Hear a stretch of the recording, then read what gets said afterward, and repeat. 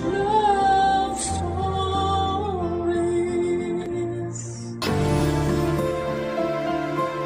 Masarap maghanap buhay kung ang kinikita ay bunga ng pinagpaguran mo. Ngunit kung ang halagang hawak mo ay mula sa panloloko, asahan din ang karmang maaaring dumapo sa iyo. Ikaw kabarangay, ano sa tingin mo ang karma ng ganitong klase ng tao? Dear Papa Dudut, mapagpalang araw po sa inyo at sa lahat ng bumubuo ng Barangay LS. Pati na rin po ang mga nakikinig ngayong araw. Magbabaka sakali po ako na mapili at mabasa ninyo ang sulat ko sa mismong araw ng undas. Laking pasasalamat ko po kapag nagkataon. Tawagin niyo na lamang po ako sa pangalang Junie, 29 anyos. Taga-Aklan na po ako ngayon pero nangyari po ang kwento ko noong nakatira ako sa Antique. Lumaki po ako na walang ama. Ang tumayong tatay ko po noon ay yung stepfather ko na si Tito Domeng. Kaya nang mamatay ang nanay ko ay siya na lamang ang naiwan sa akin. Hindi niya ako pinabayaan kahit na hindi naman niya ako kadugo. Aaminin ko po agad sa inyo na matatakotin po akong tao. Madali akong magulat at nagbubutil-butil po talaga ang pawis ko kapag nakakaramdam ako ng takot. Mula pagkabata po kasi ay nakakakita ako ng mga ligaw na kaluluwa. Malakas din ang pakiramdam ko tuwing may kakaibang elemento sa paligid ko. Laki ako sa probinsya at marami ng kababalaghan ang naranasan ko na hindi ko pa nakikwento sa iba. Wala rin akong pinagsabihan noon na nakakakita ako ng mga ligaw na kaluluwa. Pero isa lang ang nasiguro ko noon. Bukas ang third eye ko kaya nakikita ko sila. Hindi yun naging madali sa akin dahil madalas akong nasasabihan na maluwag ang tornilyo. Masakit po para sa aking masabihan ng ganon dahil hindi ko naman ginustong magkaroon ng ganitong kakayahan. Kaya naman tuwing natatakot ako ay tinutumbasan ko na lamang yon ng dasan. Hindi naman ako araw-araw nakakaranas ng kababalaghan pero tuwing nakakakita ako ng isang ligaw na kaluluwa ay binabangungot po ako, Papa Dudut. At noong malaman ni Tito Domeng ang tungkol sa kakayahan ko ay ginamit niya ako sa panggagamot niya. Marami pa rin po kasi noon sa probinsya yung mga naniniwala sa tradisyonal na manggagamot. Sa mga ganong manggagamot lumalapit ang mga tao kapag walang sapat na perang pampaospital. At yun nga po ang naging trabaho ng stepfather ko, Papa Dudut. Noong bata pa ako ay bilib na bilib ako sa kanya sa paniniwalang nakapanggagamot nga talaga siya. Pero nang lumaki na't nakapag-isip ng mabuti ay saka ko lang napagtanto na malaking kalokohan lang pala ang lahat, Papa Dudut.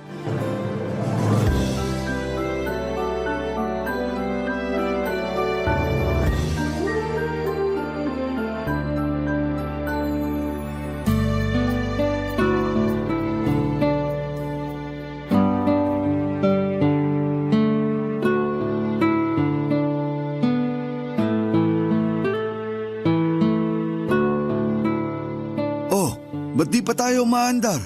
Titingnan ko muna yung gulong, Tito. Flat yata. Ha? Ngayon pa talaga? Pudpud na kasi yung gulong nitong tricycle eh. Sa susunod na linggo ko pa sana balak palitan. Kaso inabutan na ngayon. Paano ngayon yan? Papalitan ko na lang sandali. May dala ka bang ekstrang gulong? May naikarga naman ako sa likod, Tito. Mabuti naman. Bilisan mo na lang. Mag-aalas 11 na ng gabi. Teka, bababa muna ako nang mapalitan mo yung gulong ng maigi.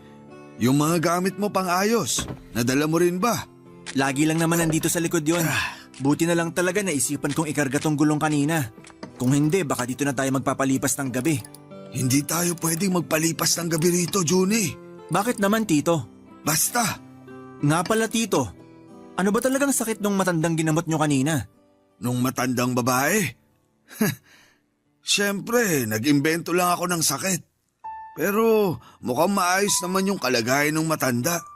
Dala na lang siguro ng edad kaya nanghihina. Hindi na nga makatayo eh. Ikaw ba naman abuti ng mahigit 80 anyos? Hindi mo ba nakita kanina kung gaano katanda yung Ale? Hindi naman ako pumasok sa bahay nila, kaya hindi ko na nakita yung matanda. Kayo lang naman kailangan dun. Umamin ka nga. Napipilitan ka lang bang sumama sa akin? Paano tayo paniniwalaan ng mga ginagamot ko kung hindi mo ipinapakitang suportado mo ko sa ginagawa ko? Mali naman kasi naman loko tayo ng ibang tao, Tito. Totoong herbal naman yung pinababayaran ko sa kanila. Hindi ko nga lang alam kung magagamot nun yung sakit na meron sila. Pero hindi ko nakasalanan yun. Sila tong may kailangan sa akin. Yun na nga, Tito eh. Kailangan nila kayo kasi wala silang pampa-ospital. Nagtiwala sila sa inyo. Pero naging katiwa-tiwala ba kayo? Hindi na mahalaga kung nagtiwala sila sa akin o hindi. Hindi ko naman sila gagamutin sa ikalawang pagkakataon. Kung wala akong nagawa para sa kanila sa unang beses na lumapit sila, malamang kukuha na ng panibagong manggagamot yung mga yun. Kaya bakit pa ako mag-aalala? Paano nga kung wala silang makuha? Sa tingin nyo ba, may maitutulong pa yung herbal na ginawa nyo? Nung tinikman ko nga yung laman ng binibenta nyo, oregano lang yung nalasahan ko. Bakit mo kasi tinikman? Siraulo ka pala eh. Ay, bilisan mo na lang dyan ang makauwi na. Junie, kaninong aso yung nasa may likuran mo? Malay ko po, di naman tayo taga rito. Tsaka, anong aso sinasabi nyo? Wala naman ako nakikita. Tumingin ka sa likuran mo. Anak ng, kanina pa ba yan dyan? Bugawin mo. Baka mamaya, hindi lang basta aso yan. Nasa liblib na lugar pa naman tayo. Wala tayong maihingan ng tulong dito. Shoo! Alis! Umalis ka rito! Hoy! Ano ka ba? Hindi naman umaalis eh. Batuhin mo na. Tito, alam niyo namang may ginagawa pa ako rito eh. Kung kayo na lang kaya bumato. Naduduwag ka lang yata eh. Ay, pambihira naman oh. Bibilisan ko na lang dito para makaalis na tayo. Ano, Junie? Wala na bang ibibilis yan? Tapos na ako, Tito. Pwede na kayong sumakay. Oh, ayos lang ba kayo? Paano ako magiging maayos kung may umaalulong na aso malapit sa atin? Aso lang naman yan, Tito. Tara na, uwi na tayo. Inilabutan ako ron ah. Bakit, Tito? May nakita ba kayo kanina? Wala. Pero nakakatakot kapag sa harapan mo mismo umalulong yung aso. Hindi naman sa inyo nakaharap yung aso kanina habang umaalulong. Kahit na, hindi pa rin maganda yun. Lalo na't hindi naman natin alam kung saan nanggaling yung asong yun. Sandali, alam mo ba kung anong ibig kong sabihin? May naaamoy silang masamang espiritu. Hindi lang yun. May mamamatay rin.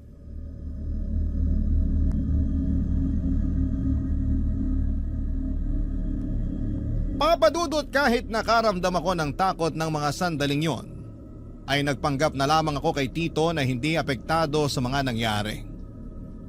Ang totoo po kasi ay may nakita akong binata, siguro ay mga 18 o 19 years old siya, kung saan mismo nakaharap yung asong kalye. Kahit na hindi ko titigan ay alam kong isa na naman yung ligaw na kaluluwa.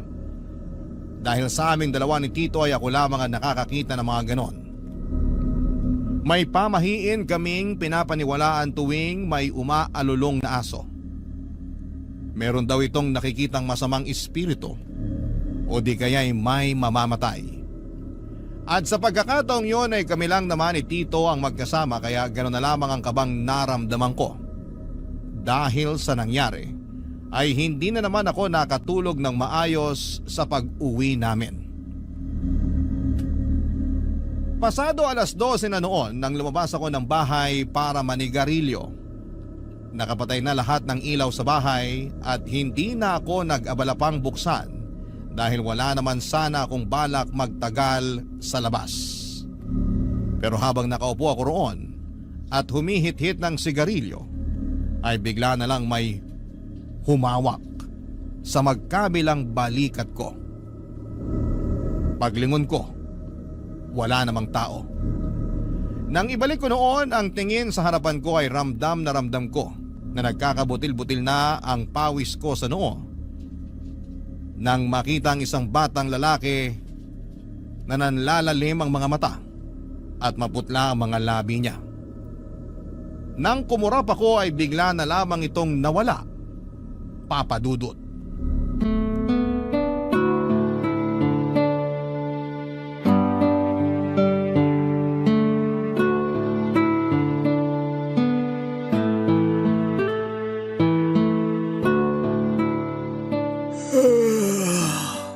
Parang antok na antok ka. Hindi ka ba nakatulog ng maayos kagabi? Naalimpungatan kasi ko kagabi. Ang ingay ng mga aso ng kapitbahay. Tahol ng tahol.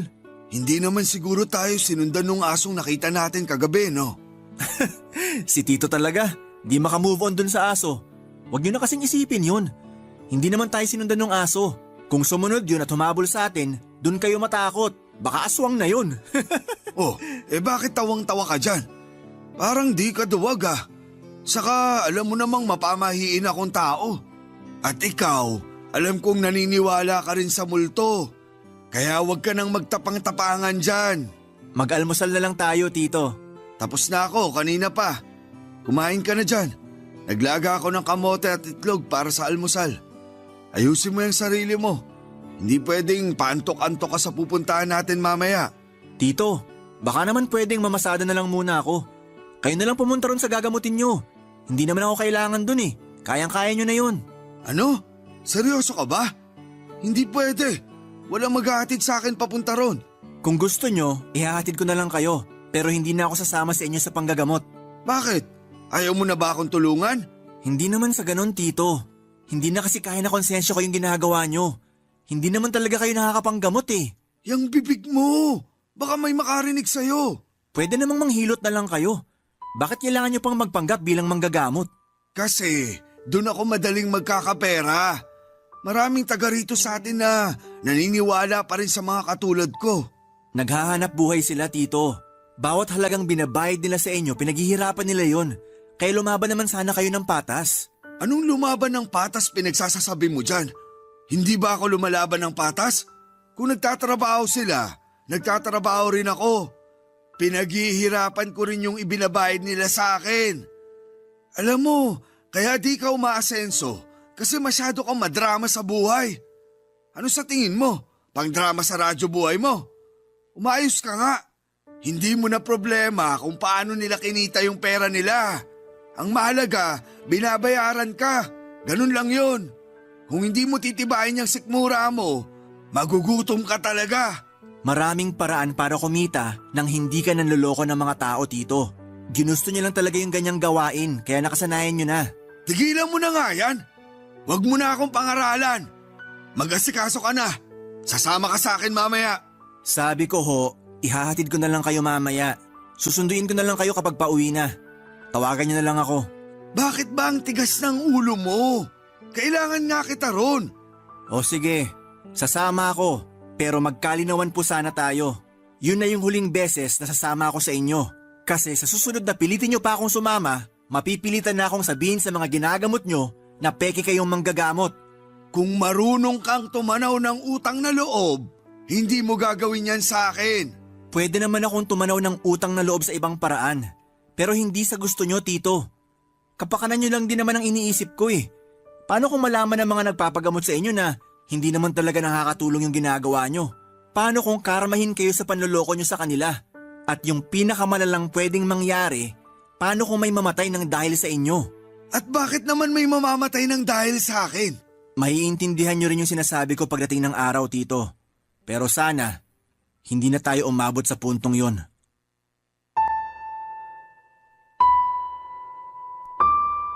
Papadudot ilang beses ko nang sinubukan na patigilin na si Tito sa ginagawa niya. Tuwing may inilalapit sa kanya na may lagnat o pananakit ng katawan, ang matik na sinasabi niya ay napaglaruan daw ng elemento. Minsan naman ay sinasabi niyang may nagbabantay na kaluluwa at doon niya ginagamit ang kakayahan ko. Sinasabi niya na may nakikita akong kaluluwang gumagambala sa kanila kahit na ang totoo ay wala naman talaga. Dahil kung meron man ay hindi na kakailanganin pang magsinungaling ni Tito. Tuwing sinasabi ko sa kanya na ayoko nang sumama sa panggagamot niya ay ginagamit niya ang utang na loob ko sa kanya para hindi ako makawala. Batid ko na may sarili naman akong pag-iisip at kaya ko nang magdesisyon para sa sarili ko, Papadudot. Pero hindi ko naman siya magawang iwanan dahil wala na siyang pamilya o malapit na kamag-anak doon sa lugar namin. Hanggang isang araw ay hindi ko akalain na aabot na rin si Tito sa puntong pati mga taong malapit sa amin ay biniktima na rin niya para sa pera. Nagkasakit noon, Papa Dudut, ang nanay ng kaibigan ko. Naging magkaklase kami ni Chito noong high school at magkapitbahay lang din kami. Dahil ilang araw nang masama ang lagay ng nanay niya, ay nagpasya na siyang lumapit kay Tito Domeng sa pag-aakalang may maitutulong ito sa kanila para gumaling.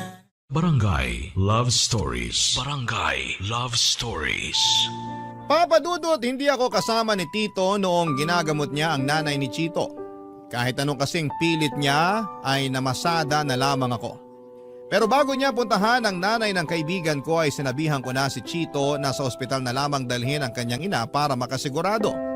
Pero dahil walang sapat na pera ay nagbaka sakali siya sa kakayahan ni Tito Domeng.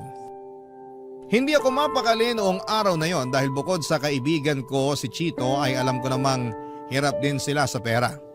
Nang makauwi ako noon ay nalaman ko na nagbayad pala ito ng 500 piso kay Tito Domeng. Tinanong ko siya kung ano ang ginawa niya sa nanay ni Chito at ang sinabi niya lang daw ay may nagambalang elemento ang nanay ng kaibigan ko. Nagbigay lang siya ng pangontra at herbal na hindi naman talaga makakatulong sa kalagayan nito noon. Umasa ang kaibigan ko na magiging mabuti na ang kalagayan ng nanay niya at hindi na kakailanganin pang dalhin sa ospital. Pero ilang araw lang ang lumipas ay pumanaw ito. Huli na nang malaman ni Chito ang sakit na ikinamatay ng nanay niya at hindi ito naagapan. Sinisi niya si Tito Domeng sa panloloko nito sa kanila, kaya ang nangyari ay sinugod kami sa bahay, Papa Dudut.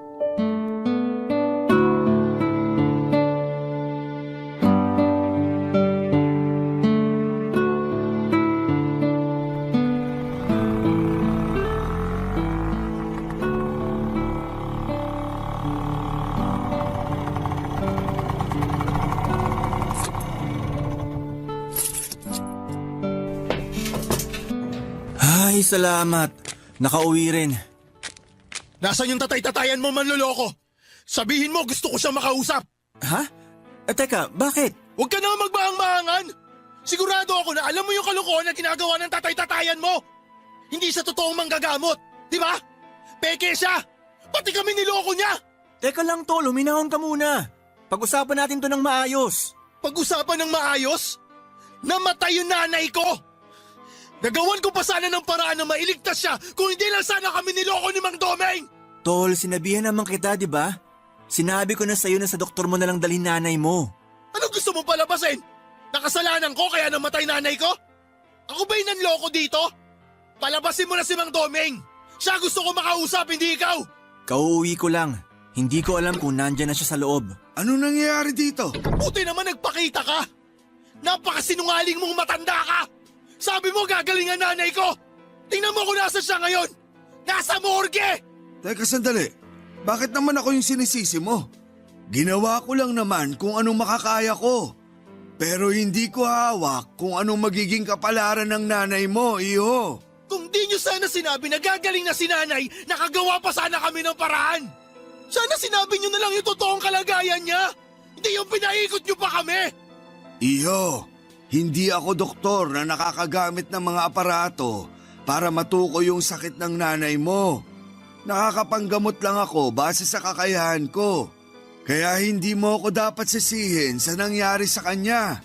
Masama na yung lagay niya bago mo pa siya inilapit sa akin. Kung talagang malala na yung sakit niya, kahit ilang orasyon pat pangontra ibigay ko sa kanya, wala na ring silbi yun. Kasi wala kayong silbi. Peki kayong manggagamot. Nanluloko lang kayo ng mga tao para magkapera. Iyo, ikinalulungkot ko yung nangyari sa nanay mo. Pero sana, wag mo namang isisi sa akin yung pagkamatay niya. Mananagot ka sa nangyari kay nanay. Tol, Huwag mo na subukan ipagtanggol to Wala matanda. akong kasalanan sa pagkamatay ng nanay mo, Chito. Tanggapin mo na lang na hanggang doon na lang yung buhay niya. Tsaka sa tingin mo, kung nadala mo siya sa ospital nung araw na pinagamot mo siya sa akin, makakaligtas pa siya? Kakailanganin mo muna ng malaking halaga bago siya asikasuhin sa ospital. Nagkamalas-malas lang kasi sa akin pa napatapat. Ako patuloy yung nasisi. Napakawalang puso nyo talaga. Hanggang ngayon ayaw nyo pa rin aminin na nagkamali kayo. Umuwi ka na't asikasuhin mo na lang yung burol ng nanay mo. Huwag kang mag-alala. Magbibigay naman ako ng abuloy. Tito naman, tumigil na kayo. Hindi ko kailangan ng abuloy mula sa inyo. Itabi nyo na lang yon. Kasi baka isang araw, isa naman sa inyo ang mangailangan ng abuloy. Abat, pinagbabantaan mo ba kami? Hindi ko na kailangan gawin yon. Karma na bahala sa inyo. Huwag kayong mag-alala. Magbibigay ako ng pang-abuloy kung sakali. Aalis na ako. Pero tandaan nyo yung mga sinabi ko. Hindi ko gusto tabas ng dila ng kaibigan mong yun, Johnny. Masyadong mayabang. Kung pagbantaan ako, ganun-ganun na lang. Hindi nyo na sana pinatulan. Natural lang na mataas pa yung emosyon ng tao. Isa pa, hindi man kayo yung direktang may kasalanan sa pagkamatay ng nanay niya, may kasalanan pa rin kayo kasi niloko nyo sila. Ay, ganun ba talaga kahirap humingi ng tawad para sa inyo? Imbis na sa sitwasyong to, kayo yung magpakumbaba. Lalo nyo pang pinalala. Papadudot gustuhin ko mang makipaglamay kina Chito ay hindi ko nagawa yon. Sa takot na magkagulo lamang kapag nakita niya ko roon. Inirespeto ko na lamang ang gusto ng kaibigan ko at para makatulong kahit papaano ay palihim akong nagpaabot ng kaunting abuloy para sa yumao niyang ina. Nakisuyo lamang ako noon sa pinsan niya, ang kaso ay nalaman pa rin niya na sa akin galing ang pera kaya ipinabalik niya Papadudot. Dahil nasa tapat lamang ng bahay namin ang pinaglalamayan, ay hindi ko mapigilang kilabutan tuwing napapatingin ako sa kabaong ng nanay ni Chito. Minsan kasi ay namamalik mata ko. Yung mukha kasi ng nanay niya na nakalagay sa tarpaulin ay parang buhay na nakatitig sa akin. Kung ano-ano ang kababalaghan ng naranasan ko, lalo na noong unang gabi pa lamang ng lamay. Maghahating gabi na kasi noon nang tumayo sa gitna ng kalsada yung aso ng kapitbahay namin. At saka sunod-sunod itong umalulong habang nakaharap sa bahay namin. Ayaw ko na sanang mag-isip ng kung ano-ano, Papadudot, pero parang may nais itong ipahiwatig sa amin ni Tito Domeng. Sa ikalawang gabi ng lamay ay hindi na ako nakatiis. Sinubukan ko nang kausapin si Chito para personal na humingi ng tawad sa kanya at magpaabot na rin ng pakikiramay.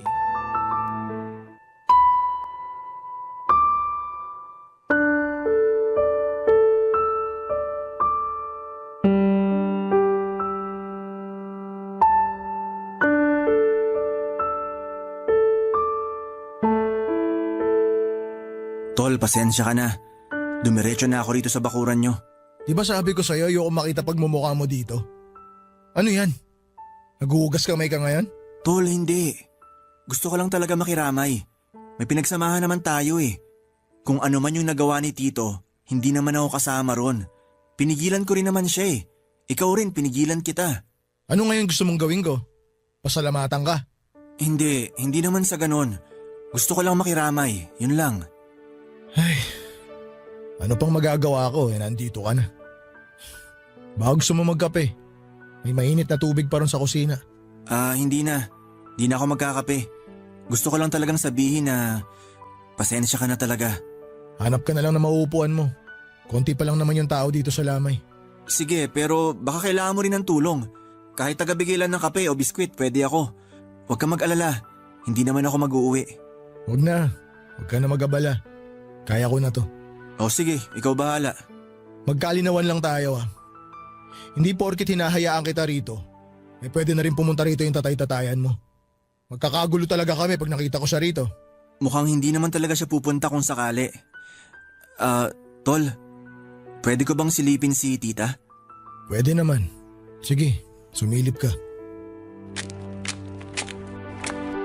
Grabe, nakakagulat talaga itong nangyari kay tita. Ang lakas-lakas pa niya nung nakaraan. Binibiro pa nga niya ako tuwing nakikita niya akong dumaraan eh. Hindi kasi nagsasabi si nanay na may nararamdaman na pala siya. Sana may nagawa man lang ako para sa kanya. Ayaw lang siguro ni tita na maging pabigat sa'yo, kaya hindi niya sinabi. Ano nga palang sakit niya? Pancreatic cancer. Nakita ko yung itinago ni nanay na papel sa mga gamit niya. Nagpa-check up na pala siya noon pero Hindi niya sinasabi sa akin. Pero di ba inaaya mo siyang magpa-check up nitong mga nakaraang buwan nung sinabi mo na may napapansin ka sa kanya? Inaaya ko siya pero ayaw niya sumama. Hindi niya raw gusto yung amoy ng ospital eh. Ang sabi niya pag nasa loob siya ng ospital para siyang unti-unting pinapatay. Ay, kaya naman pala niya nasabi yun kasi nanggaling na siya ron. Naalala ko yung araw na yun. Maghapon siyang nawala.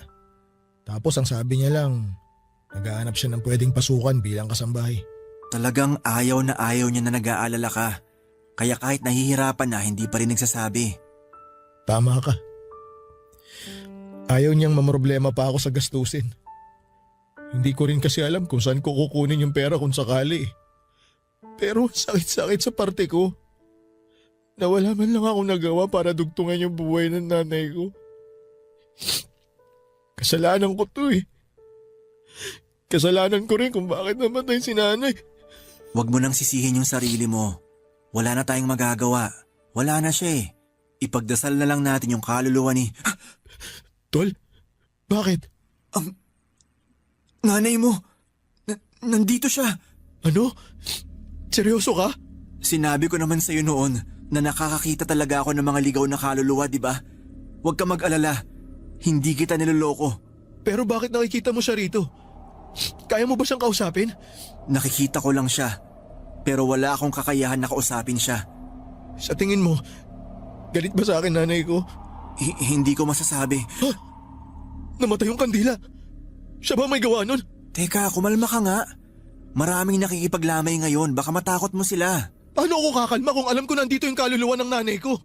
Tapos namatay pa yung kandila. Anong ibig sabihin nun? Ipinaparamdam lang niya na nandito siya. Wala naman siyang intensyon na takutin tayo. Nandito pa rin ba siya? Oo. Nasa tabi mo. Tol naman! Huwag mo naman akong takutin ng ganyan. Totoo yung sinasabi ko. Pero hindi mo naman kailangan matakot. Si nanay talaga oh. Mahal na mahal ko naman siya pero wag naman sana siya magparamdam ng ganito. Baka pag nagkataon, dalawa na kaming paglamayan dito.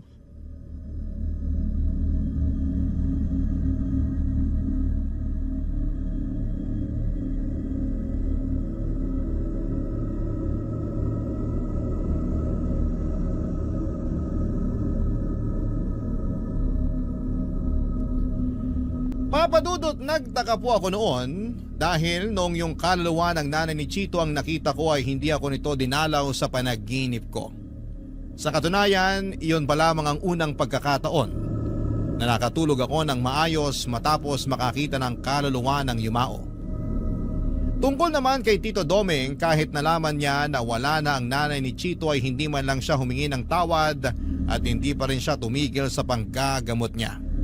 May iba na namang gumaling sa tulong niya pero yon ay dahil simpleng lagnat lamang talaga ang sakit nila at wala ng sintomas ng iba pang mga sakit. Pero bukod sa nanay ni Chito ay may nabanggit sa akin si Tito na may isa sa mga ginamot niya ang tuluyan ng namaalam. Ang malala doon, hindi pa rin siya nakonsensya sa ginawa niya.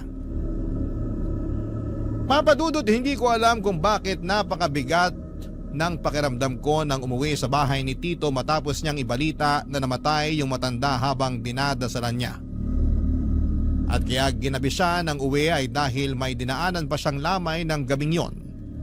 Pagkagaling sa lamay ay diretso na agad siya pauwi sa bahay at hindi na naisipang pang magpagpag, dala ng kalasingan. Pero ang hindi ko alam, bukod sa pagsuway niya sa pamahiin tuwing may lamay, may isa pa pala siyang ginawang kalokohan na hindi ko akalain na magagawa niya ng mga panahong yon, Papadudot. Barangay Love Stories. Barangay Love Stories. Papadudot, ng minsang umuwi si Tito ay nagtaka ko kung bakit may mga dala siyang pagkain.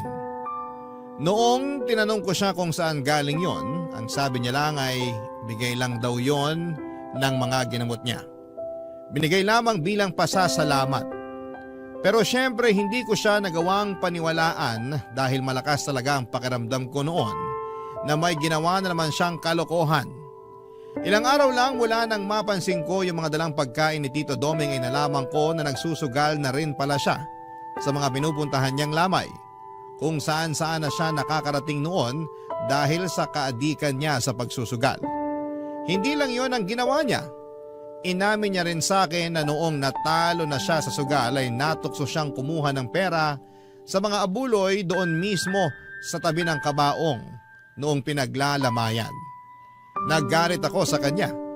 Sa halip kasi na magtinu siya dahil sa nangyari sa nanay ni Chito ay lumala pa siya at umabot pa nga sa puntong ultimo patay, ay nagiging biktima na rin niya. Pero ang mas inaalala ko po noon ay yung nalabag ni Tito ang pamahiin sa patay. Bukod sa hindi siya nagpapagpag, nag-uwi rin siya ng mga pagkain galing sa lamay, pati na rin yung perang kinuha niya mula sa abuloy.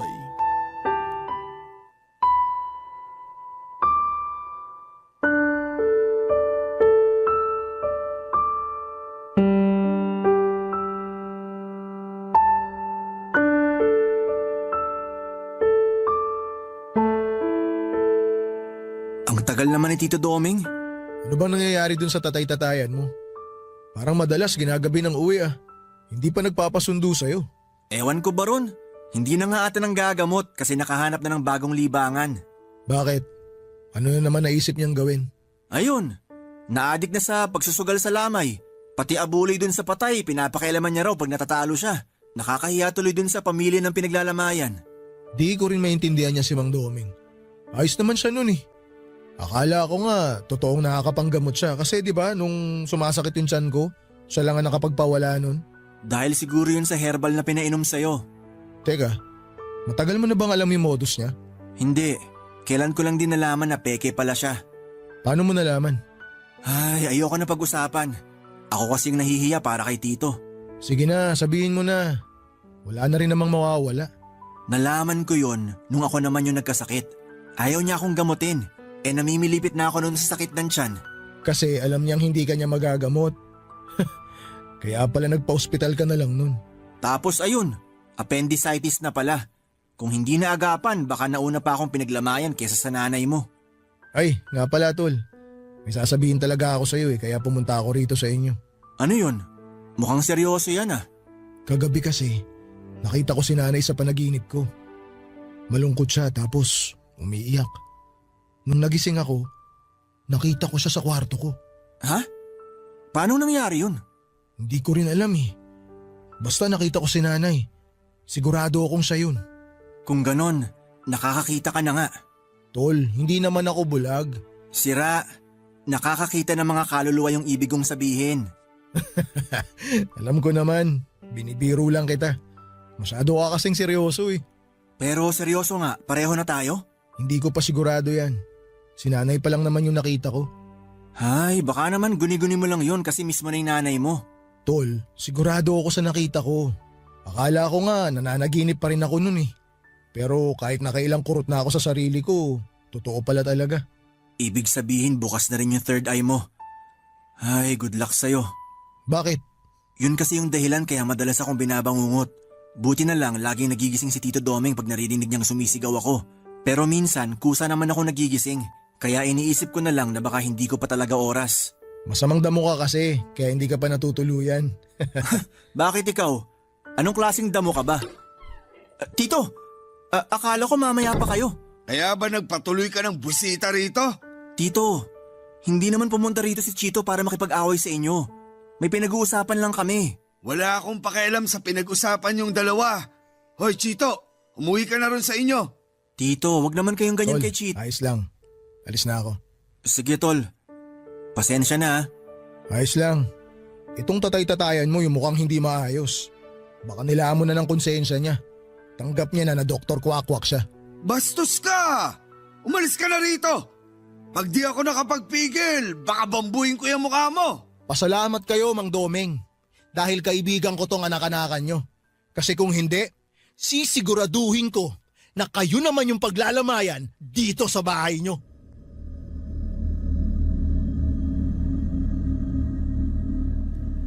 Papadudot, mabuti na lamang at hindi nagkasakitan ng mga oras na yon sina Chito at Tito Doming. Hanggang sa pagkakataong kasing yon ay hindi pa rin sila nagkakaayos. Sa pag-uwing yon ni Tito Doming ay napansin ko kaagad ang butil-butil na pawis niya mula sa kanyang noo. Pati na rin sa ibang parte ng kanyang katawan. Parang pagod na pagod siya. Nang tanungin ko siya ay sinabi niyang masama raw ang pakiramdam niya. Hanggang sa nauwi na nga sa trangkaso ang sama ng pakiramdam ni Tito. Binantayan ko siyang magdamag, pinainom ko siya ng gamot at pinunasan ang katawan niya para bumaba ang lagnat niya. Pero walang nagbago sa nararamdaman niya, Papa Dudut.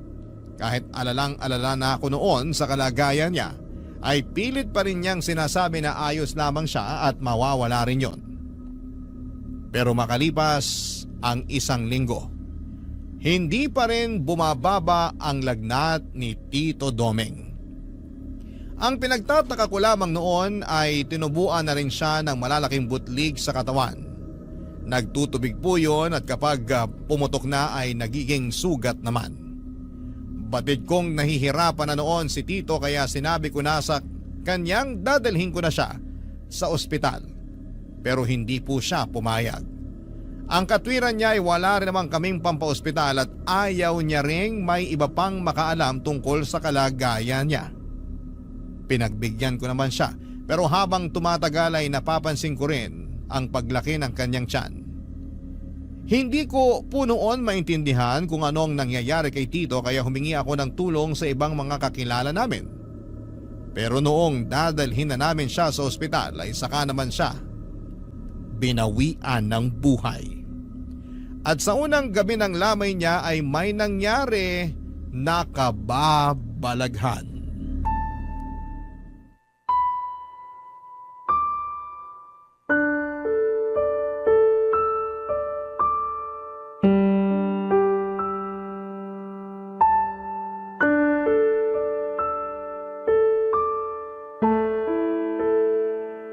Tol, naikiramay ako. Salamat. Grabe, wala pang 1 buwang nalilibing si nanay tapos ngayon, si Mang Doming naman yung pinaglalamayan.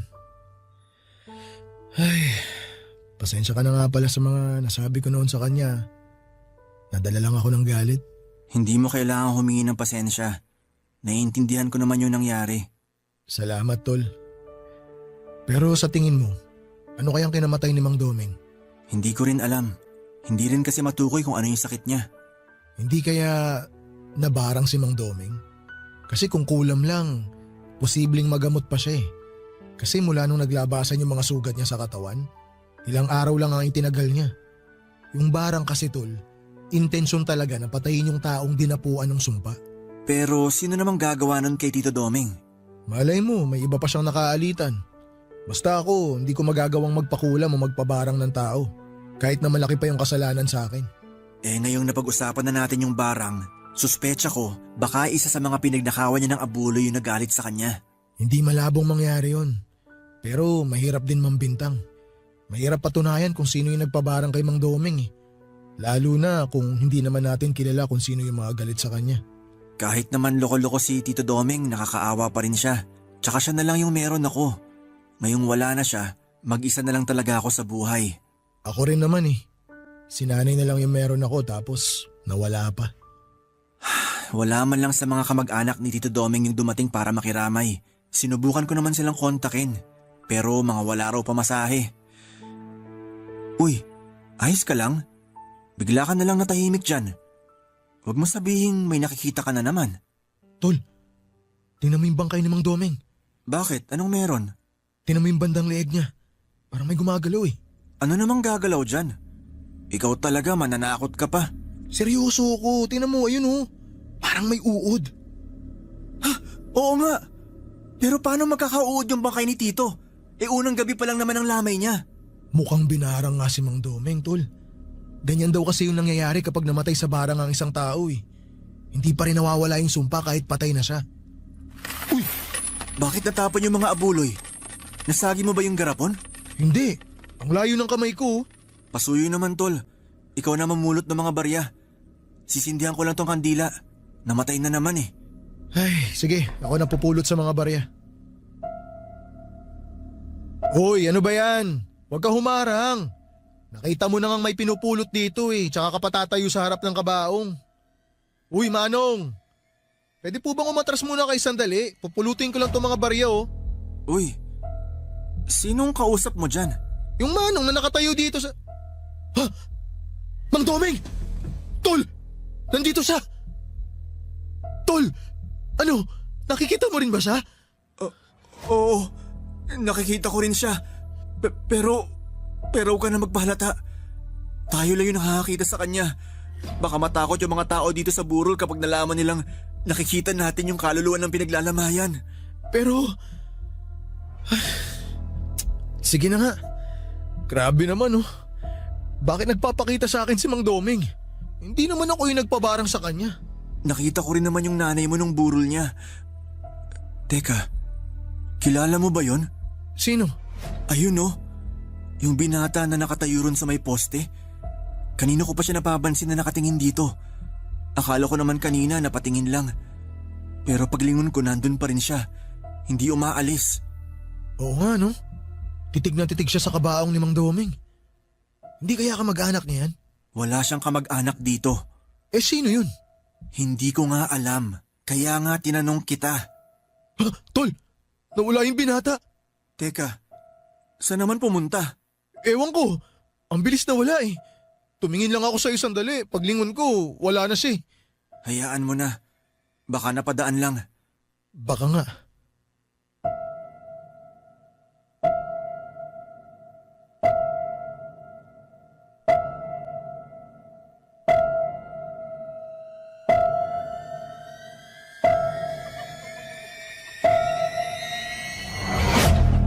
Papadudot naging palaisipan po noon sa akin kung sino yung binata na nakita namin sa unang gabi ng lamay ni Tito Doming.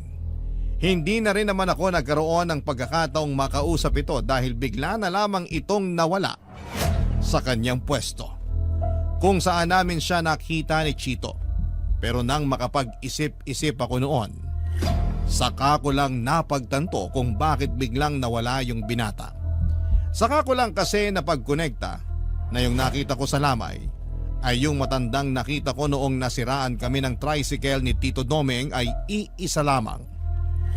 Kung sino man siya at kung bakit siya sa akin nagpapakita ay hindi ko po talaga alam. 3 gabi lang na binuro si Tito Doming at hindi ko na yon pinatagal dahil kakaunti lang naman ang pumupunta sa lamay. Siguro dahil nabalitaan na rin nilang peking manggagamot si Tito. Hindi na rin ako nagtataka kung maraming galit sa kanya pero doon sa hinala ni Chito at ng iba pa naming kakilala na binara nga siya ay hindi rin ako nakakasigurado. Lalo na't wala namang makakapagpatunay doon.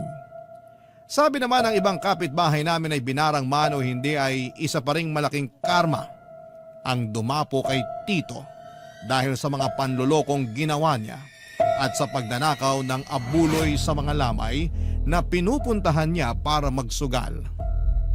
Sa lahat ng iyon, buhay niya ang naging kapalit. Nang ilibing na si Tito ay isinama ko na rin lahat ng mga gamit niya sa panggagamot. Yung ibang gamit naman niya na naiwan ay sinunog ko na lamang gaya ng bili ng mga nakakatanda doon sa amin. Masama raw kasing mag-iwan ng mga gamit ng isang taong namatay, lalo na kung namatay sa pambabarang. Mula nang mawala si Tito ay ramdam ko na hindi niya nilisan ang bahay niya. Madalas pa rin siyang nagpaparamdam kaya naman nagpasya na akong lisanin na ang bahay na yon. At ngayon nga po ay nandito na ako sa Aklan at isinama ako ni Chito sa trabahong inaalok niya sa akin. Ang kaso ay hindi ako natanggap dahil bumagsak ako sa medical.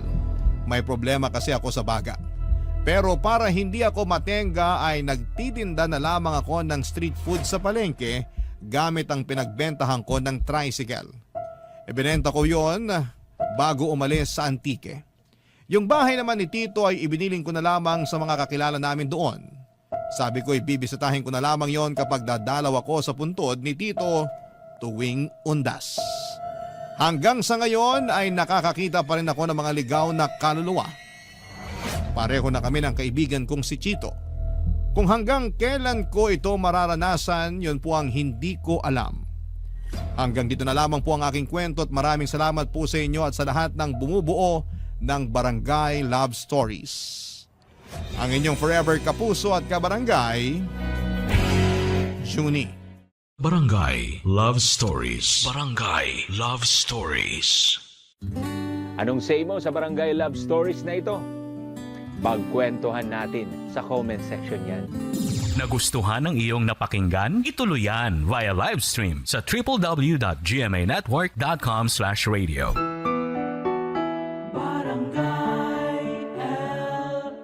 In Mega Manila, 97.1.